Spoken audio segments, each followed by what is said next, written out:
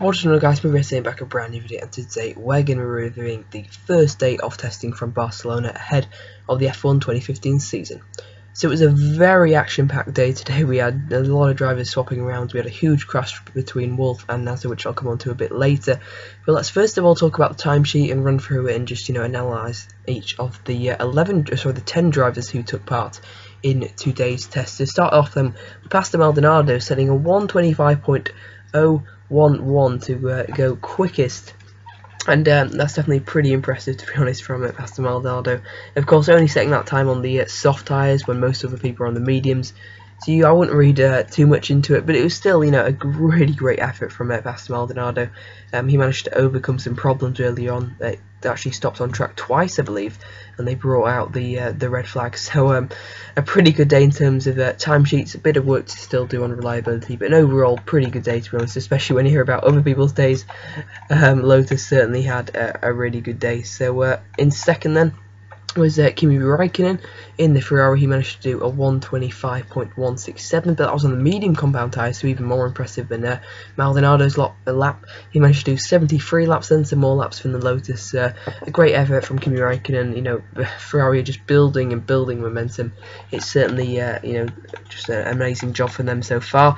They've got a lot to look forward to in the season. Many expecting great things from them. So it was a pretty uneventful day, but that's a good thing for Ferrari, to be honest. It's good to have uneventful days in testing.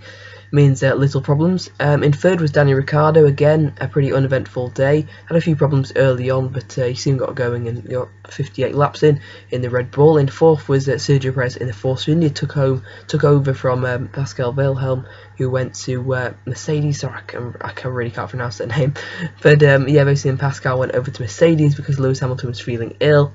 Hamilton, of course, only got 11 laps in before he was taken ill with a high fever. Rosberg couldn't take over because he was also ill. He had a strained neck, so he won't be able to compete probably tomorrow in the test. He won't probably be there, but we'll have to see how that goes. If not, then Pascal will probably be back in their car again, and I presume Hülkenberg or Perez will be in the Force India.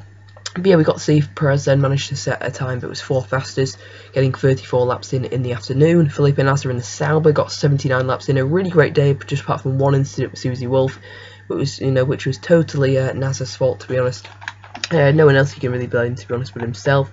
Basically, there's no actual footage of it, but it seems from what the drivers have said, from what the photos suggest, people who've seen it kind of firsthand, is that he completely just kind of cut across her, and there's nothing Susie Wolff could do.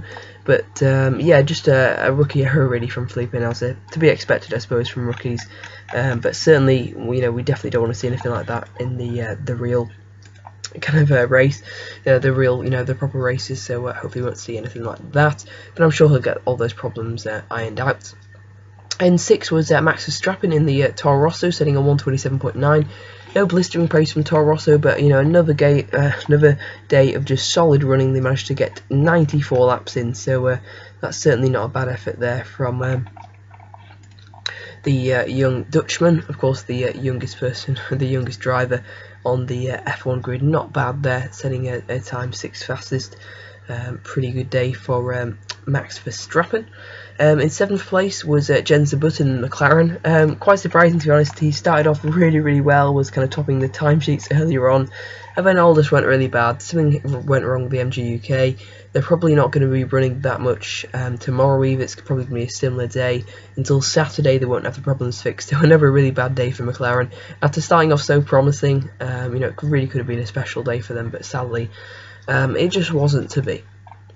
In 8th place then was Pascal Wilhelm in the Force India, setting a 128.3, and then he's also in 9th place in the standings in Mercedes.